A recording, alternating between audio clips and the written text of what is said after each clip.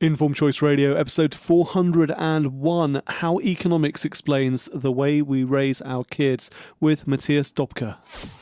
Recorded live from Cranley in Surrey. This is Informed Choice Radio. Want to make the most of your money and your life? You've come to the right place. Here at Informed Choice, we believe that when it comes to your money, the more you know, the faster it can grow. Now, here's your host, Chartered Financial Planner, Martin Bamford.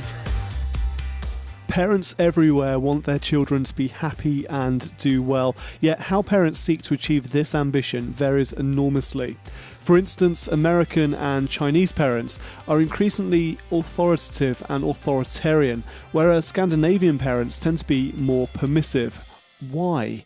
My guest today is Matthias Dobke, author of Love, Money and Parenting. In his book, Matthias investigates how economic forces and growing inequality shape how parents raise their children.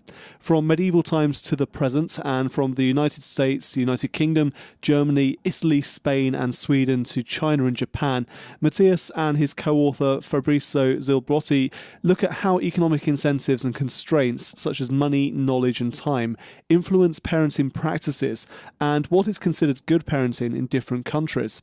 Matthias is Professor of Economics at Northwestern University. I spoke to him from Barcelona, where he's currently spending a year on research projects. Here's my conversation with Matthias Dobke, author of Love, Money and Parenting, in episode 401 of Informed Choice Radio. Well, welcome to Informed Choice Radio. Perhaps I could ask you to start by introducing yourself, telling us a bit about you and a bit about what you do. So my name is Matthias Dobke. I'm in an academic university. I'm originally from Germany, and then I moved to the United States for PhD and now work at Northwestern University. So originally, I was working primarily in macroeconomics and economic growth. And while working on economic growth, I've become very interested in a lot of stuff that happens inside the family. If you think about the rich and poor, a lot of that has to do with human capital, so education differences, also with the values, the attitudes that people have in different places. That's all stuff that happens inside the family. And so starting from growth and development, I've turned to family economics, which is now what I spend most of my time on.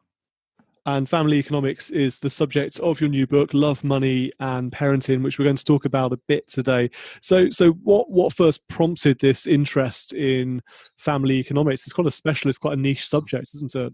Yeah, so it's strangely enough, it started with the British Industrial Revolution. We're working on long-run growth. And an interesting thing about Victorian Britain is these stark class differences, where you have the very distinct aristocracy, the middle class, the working class. They were distinct not just in terms of wealth, but also in terms of values. If you watch Downton Abbey, you're familiar with the upper class having a disdain for hard work and emphasizing leisure a lot. Very different values in the middle class and the working class. And which had an important role to play in the success of the social classes as industrialization went along, because ultimately the middle class took over, in part because they had maybe the more productive values for this time. We did some research trying to understand why were the values so different from the perspective of parents just trying to do what's right for their children. And so what we found out is that if you think about what it really means to be successful for a middle-class person in Britain in 1800 versus an upper-class person versus a working-class person, the values they adopted make complete sense. In the sense that a working-class person really depends on labor, so they have to instill hard work in their kids for them to be successful. If you're in the upper class, you make your money with land owning, essentially, and so that's much less important. So we argued that thinking of parenting as an economic decision, like any other economic decision, really makes us understand why these differences occur. And then later we took this more to the present and came to think that even current differences in parenting, say across countries or across social classes, can be understood in the same terms. And you said that you started by looking at the British Industrial Revolution. So is this difference in classes and values, is this unique to Britain, or is this something you've discovered across the globe?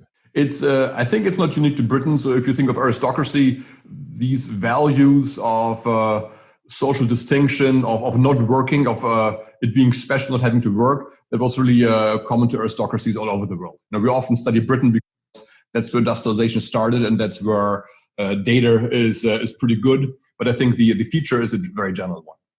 Okay. And more recently, so you said you've sort of brought this right up to date. So how have you seen parenting styles as they relate to family economics change in more recent years? Right. So the big trend we have seen in the last 30, 40 years is that parenting has become a lot more intense. So I grew up in Germany in the 1970s. And back then, parents didn't do that much. We got food from our parents. We were supposed to be home for dinner. Other than that, we were free to do what we wanted. We went to friends' houses, played soccer. If we were back by dark, it was fine. And that's really true for many people growing up at the time, independent of country. In the UK, in the United States, everybody had a lot more freedom in this time. Since then, parenting has become more intense in the sense that parents watch more over their kids. They schedule more activities. They sign them up for music classes. They pay a lot more attention to homework with this phenomenon of helicopter parenting, where parents really hover over everything their parents do to make sure everything goes just right. And this is a trend in terms of particular behaviors. You can also see it in terms of the time parents spend. So in the United States, for example, there's time use studies that show that now in 2016, parents spend about twice as many hours per week monitoring compared to parents in the 1970s. That's even though in the 70s they used to have more kids. It was 3-4 children back then. Now it's 1 or 2. So the time parents spend has gone up enormously. So it's really a trend towards more intense, monitoring-heavy parenting. And what's the explanation from economics for why we've become helicopter parents, why we're so intense when it comes to our parenting, as you say, in the last 30 to 40 years? How have economics changed in that time that may have influenced that change in parenting? So we think of economics of parenting like we think of the economics of any other decision. Economics tries to understand why people make decisions. If you think about a company, you think they want to make profits. They face certain constraints, such as demand, what the competitors are doing, what wages are. You think of parents, you think that what parents try to do, well, they love their children, they want their children to be happy. They want their children to have a good life. And so what they want to do is what's right to give them a good future. What we are arguing is that economic changes have a big impact on what it really means to do these things that make children successful. And so what we argue is that in the 1970s, compared to now, the big difference really is that the stakes have gone up a lot in terms of education. And so if you think about today's world, in the UK, the United States, but really across the board of countries, is that success in life in many dimensions depends a lot on how well you do in education. So there's a large pay gap between workers who have a college education versus those that don't. And there's actually not just pay, it's also other things such as unemployment risk, even marriage. So we have now a gradient, again, both US, UK, that people with a college education are more likely to get married and have kids than those who didn't. So nowadays, in the world where success really means doing well in education, there's one path to success: do well in school, go off to college, and get a good degree. Do you think that might change in the future? So something we see, at least anecdotally, is a bit of a backlash against further and higher education because of the cost involved. And now, actually, from a pure financial perspective, it doesn't necessarily make sense to go off to university, rack up so much student debt, which you'll never necessarily pay back. So is that subject to change? Well, it's people are willing to pay a lot more because the returns have gone up so much. It's true, the cost plays into it too, but if you look at the numbers in the United States, average wages for college graduates are about twice what they are for high school graduates. So over an entire lifetime of working, it's just a huge difference in terms of the income you're going to get on average. And so even if the cost has gone, it is still a better deal to do it. Of course, you have the burden of student debt, which is a problem, but it doesn't really mean that people are going to stop trying to go to college. And we have still increasing the number of kids that go to college every year.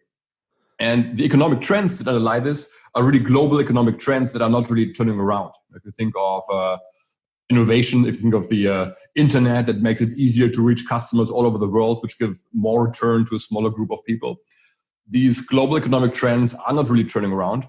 And so from that perspective, at least in the next few years, we don't really see a large reversal of this trend. Okay. And going back to your original comments about the differences for social classes, how do the different social classes today view that importance of sending the children off to university, making sure they get a good education? Is it the same across all classes? So in some sense, there's now less class differences because you have the sense that all parents have similar aspirations. If you ask parents from the working class, I think most parents from the working class would tell you today that they aspire for their kids to go to university and go this path, which even a few decades ago may not even have been the case. But they would have said, well, it's just fine to get a working class job, have a union job in a factory, and that is the right outcome. So those aspirations, I think it's more similar. And we do in fact see that the direction of change in the sense of parenting getting more attentive, we can see that across all social classes. So even if you look at working class parents, maybe where neither parent has a higher education, even among those parents, time use has gone up, even they have become more intense and more pushy towards accomplishment.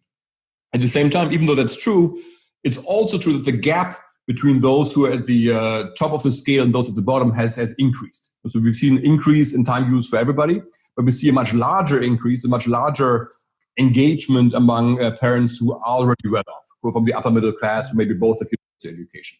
And so these trends go in the right direction, go in the same direction, but they have led to a larger gap. And then again, you can see it in use of, say, early childcare, high quality preschooling. You can see it in terms of activities. All of these different aspects of intensive parenting are now coming with a larger gap between different groups in the population, which is of course a concern because it means that declines in social mobility that we have seen, that there's now less mixing of different social classes over time, that those are likely to get even worse. If the poorer kids don't get the same input from their parents that the richer kids do, then we would expect that the possibilities of moving up in society will decline over time. Mm. And were you able to identify from your research which elements of parenting have the biggest impact on the long-term economic success of a child? So is it that early years setting, that early years education? Is it the later education? Is it everything? Were you able to sort of separate out different elements? So certainly everything plays a role, but in particular, if you think of differences across social classes, the research has been pretty clear that it's the early years that matter the most. If you track class differences in school success, say test scores, you see those gaps opening up very early from 2 to 4 years of age. And once they are in elementary school, they actually don't go up that much anymore. So the very first thing to worry about is the very early years. And that's in part because in the early years, you have a very formative periods for children. So the first few years are where really a lot of the basic skills are formed, also basic attitudes like perseverance or diligence, are formed early. But it's also because that's where you have the largest differences. Once you are in school, in elementary school or in high school, the kids' phase is more similar compared to the very first years, where maybe some families already use tutors and high quality preschools and spend a lot of time with their kids on their own. Whereas other families, well, there might be a single parent with 2 jobs, just doesn't have the time to do any of that. That the kids are maybe at home or with a grandma, not really being taken care of in the same way. And so everything matters, but the first years matter the most. Okay. And my wife will be very pleased to hear that. She's a primary school teacher working with 4 and 5-year-olds. So that will give her an inflated sense of ego when I tell her later. That's right. What do you have any suggestions for things that parents can do to improve the long-term economic well-being of their children? Are there specific things they can do? So our general perspective is not to give advice to parents. We think that our job as social scientists is to understand why parents do what they do, to understand the reasons for changes, and not so much to give advice.